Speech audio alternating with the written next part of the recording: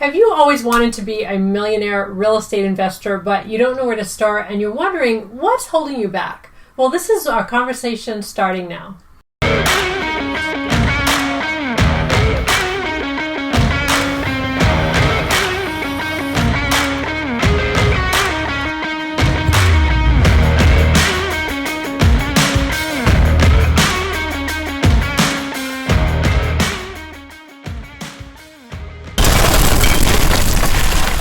Yeah, hello, this is Gary Masseri, and this is Opportunities for Real Estate Investors. We want to talk about the things that anchor people down. Why do they not think that they're good enough to succeed, Ginger? And that's always, a lot of stuff has held me back. I've been on this roller coaster up and down all my life, and I want to share with people a little bit about your story, my story, about what really we had to go through and then become successful, millionaire builders and investors and building $4 million homes. So I've always been a very hard worker. I've always been committed to setting hard goals and trying to achieve those goals. I always made big, hairy, audacious goals, and I was a good planner.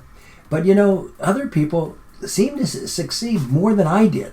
And it always bothered me that, why I couldn't have the success other people really had.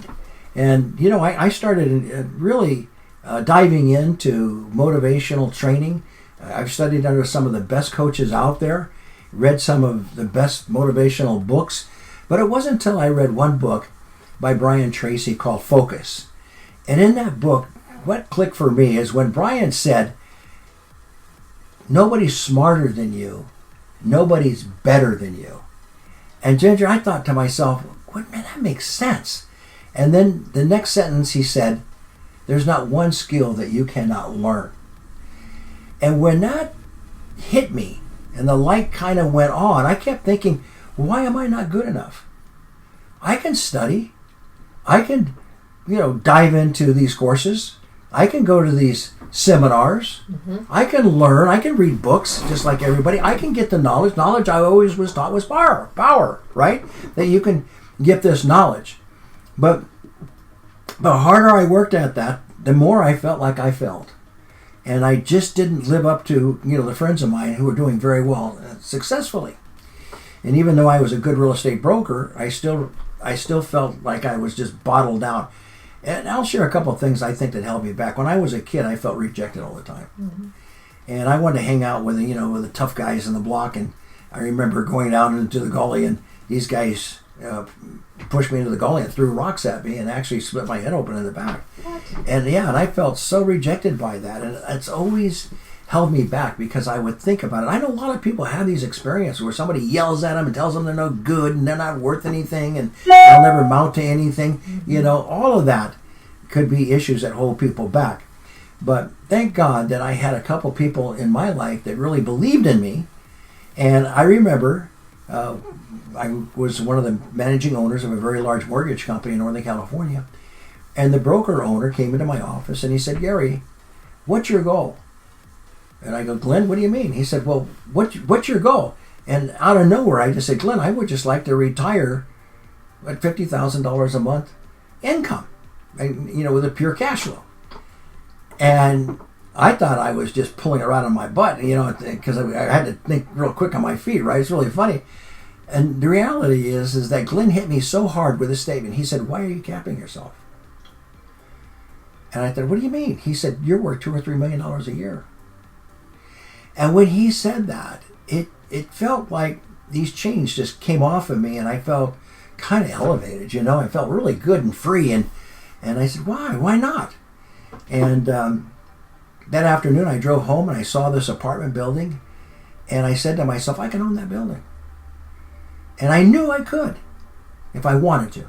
Ginger, once I had that breakthrough, what was really cool is all of a sudden I was around friends, you being one of them, that took me to a meetup group. I started meeting these people that were highly successful in real estate. One character made over $4 million, that last year, and I thought, oh my God, and I wasn't that impressed, but it's like, my God, if he can do it, I can do it, it's one of those type of things. And then I found out he went to a really high-end real estate school that he studied for a couple of years, And I looked into it. I mean, the cost of that school was like $50,000. I mean, I didn't have the money, you know. But instead of saying to myself, I can't find the money, I said, you know what? I'm going to find the money. I felt so empowered. I'm going to find the freaking money. If this guy can make $4 million a year, I can make $4 million a year. I'm finding the money. And so guess what? I went around and I talked to other people and found out that they had gone through the same course and they sold membership in that course. So I started selling membership at $10,000, $15,000 a pop. And actually, I paid for the whole course and made a couple bucks on it. You know, my entrepreneurialism came out. But for 2 years, I know you and I both went through the same school and my wife went through it. And we just, every boot camp, flying to Atlanta, I mean, we studied everything. Took all the boot camps on every aspect of real estate. We took all the online courses. We took personal coaching. And we just, you know, engrossed ourselves into that knowledge of what we did. Now, the first flip I did out of school, not very many people can achieve this, but we actually made $150,000 in a bad partnership. You know, it was always... I had to fight the bad partnership, but you know, I figured out in real estate, you're going to make mistakes, you're going to fall down, you're going to lose a little bit, but you learn on your way. So I know now I got the greatest partners in the world, Ginger being one of them, and we're having fun and we're enjoying it and we're having a great time. So I'm going to read off some of the lessons and I'm going to turn it over to Ginger. You know, I'm a little lengthy here, but here's some of the lessons I believe. Lesson number 1: you got to believe in yourself, right, Ginger? You just can't. You can't bury yourself all the time thinking you can't do something. You know, as a man thinketh in his heart, so is he. What you focus on, you get. All right? So believe in yourself first. Lesson 2, don't compare yourself to other people. There's nobody better than you, nobody smarter than you. There's not a skill you can't learn. Everybody's got different gifts that God has given them. Okay? You know, have a dream. It takes just as much energy to dream big as it does small. So why not have a dream? Okay, and then write that dream down. You know, and then lesson 4, fight for it. Commit to it. Whatever it takes to achieve that dream, you don't give up on it. Okay? I remember setting goals and right up to midnight, you know, like 10 minutes before midnight, because my goal was at, you know, change at midnight. That was the deadline for it. I made 2 or 3 calls and man, I made my goal within like 2 or 3 minutes of being 12. Okay? Isn't that cool? All right. 5, we're going to make mistakes. Allow that to be your training blocks. Okay? Don't let that get you down and beat yourself up on it. You're going to make mistakes. Number 6, when there's no way, faith and thinking about how, you know, your success, and think about your successes, not your failures, you'll find strength in your thinking and you will move forward in your life. So keep that in mind. Okay. 7 is always focus. Think about your goals. You know, put energy into your goals. Put life into your goals. Think about your goals. Number 8, get around people who are successful. This lady for 3 years is one of the best motivators I've ever run into. She's always believed in me, telling me how smart I am. She always encourages me on everything, which is good. And she always challenges me too. So that's a good point. Write down your goals. I wrote a goal. It took me 10 years on another one to become an Amazon best-selling author. And, you know, I became that. All right, 10. Find the right partners in business to share your dreams and work with and motivate one another. So that's my story. Those are my lessons, Ginger. How about you? Good stories. Good stories. Well, Thank well, I'm glad you enjoyed it. Yeah. You know it already. No, it's still a good story. We always love a good story, right? Yeah, right. So one of the things I know for sure, I was just telling someone this the other day, that when typically when you see people who are successful, they are always growing. They're always learning. They've got the books, they've got the tapes, they've got the videos. I've seen $1 million libraries with millions of dollars of books, tapes, courses, and so on. Okay, they're people committed to growing. Some people, they go to college, if they go to college, and then they stop learning after college. But that is not what you don't see that in this industry. They're always growing, taking the next class, learning from each other, right? So my story is, I was not motivated by a huge amount of money. I had a ministry to support at the time. It was a volunteer ministry that I believed in, and I thought buying rental properties would give me the cash flow that I needed to succeed, and it did. So that was my original motivation. But again, I started reading a book on multiple streams of income by Robert Allen, taking the master classes, and Nothing Down by Robert Allen, Charles Gibbons, Tony Robbins. This is in the early 90s. I started learning this very early on as a young girl. Earl Nightingale in my teens. I love I had to, Yeah, Earl Nightingale's the best, right? So Matthew McConaughey is known for driving a truck, listening to Earl Nightingale while he was truck driving.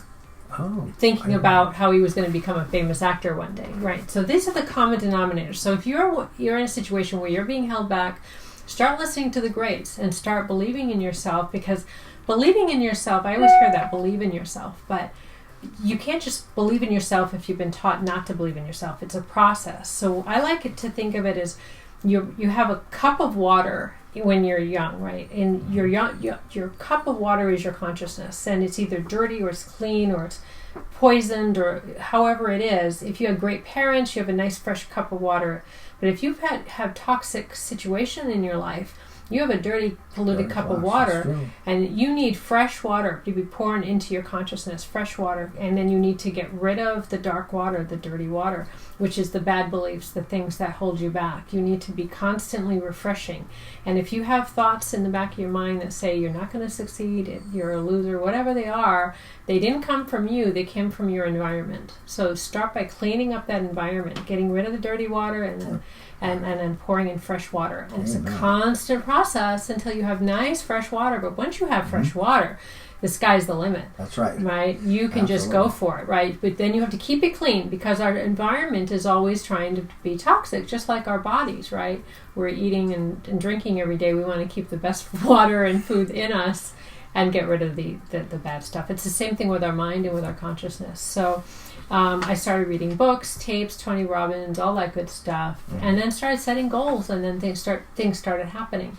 But oftentimes in life, the roller coaster is because you allow other influences to push on you and bring you down the road that you don't want. Too many times. Right. So one of the things Tony Robbins said a long time ago, and I'm sure he got it from somewhere because he got everything from somewhere, stand guard at the door of your mind. Wow. Very powerful. Stand guard at the door of your mind, and then keep standing guard. Like literally every day you're going to have some sort of crosswinds, cross pressure that's going to push you away from your goals. And so you need to dig in your heels and really focus. And then what I do, and I've been doing it for many, many years, and to the extent that I fail,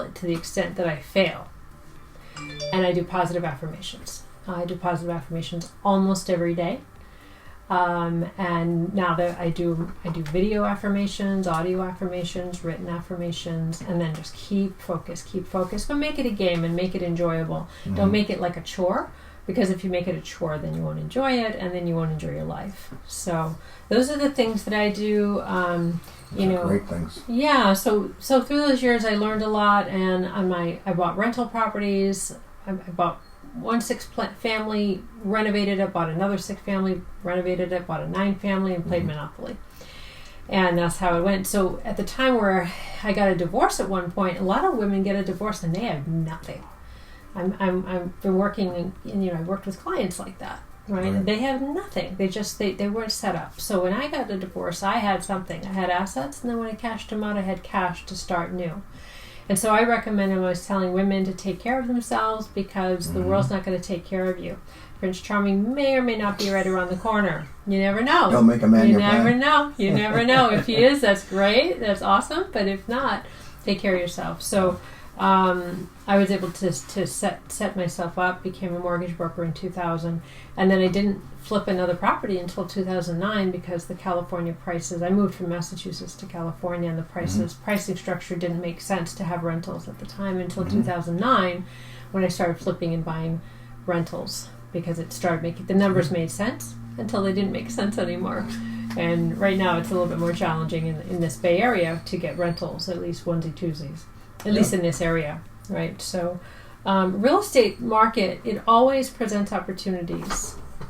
And so it's like a never-ending stream, but we can't take advantage of everything, and we can't take advantage of anything if we're not paying attention to what's going on, right? So if we're paying attention, get a pulse in the market, ask good questions, and have good mentors, then we can take advantage. So for example, in the 90s, when I started buying rentals, in Massachusetts, the numbers made sense. Then in the early 2000s, it made sense to be a mortgage broker. The timing. Until it became more challenging. And then short selling and flipping properties in 2009.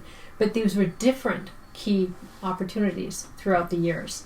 And now there are other opportunities. Right now, what we're doing right now with luxury flips, we're just really buying properties for the land value in Silicon Valley here, right? So that's a really strong opportunity. A friend of mine raises houses up because vertical is very valuable, right? So he'll make double the square footage on a small footprint. That's the value here in the Bay Area. So there's always opportunities. It's a matter of finding something that resonates with you and looking for them, and then getting a good team first off, not second off like we've done. We've had bad teams, and then you got to unwind things, right? So having good teams, I've had good teams and I've had bad teams, but that's a big focus. It's the same principle of the muddy water. Do you want your team to be muddy, right? Or do you want to have fresh, clear water as a team? And sometimes you don't always know, because sometimes people who look good on paper don't end up being as good as you think. So find a good team to work with right away. And if you're learning the process, if you have money to invest, but you don't want to make mistakes that's going to really hurt your bank account, find a good team to plug into so that you don't have to be the one learning all the mistakes by yourself. That was another good point I wanted to bring up, that we really help each other, and we have a number of friends today that I know I've saved my friends tens of thousands of dollars because they're in a situation and they come to me and I say, no, don't do that. Talk to this person first or do that. And I know it, and I have much satisfaction of knowing I've saved them money. And we go to each other, right? So one mistake, you talked about the $50,000 investment in your education that you end up recouping, but one mistake in real estate development or investing can easily cost you $50,000. That's snack money for the market if you do it wrong, right? But if you invest in your education, you invest in people around you, and we help each other because we all want each other to succeed. We don't want each other to fail. So we're like, watch out for that landmine, watch out for that booby trap over there, and then here's an opportunity over here. Let's go take a look at this and analyze it, right? So with respect, we all really respect the power of real estate investing. I certainly do.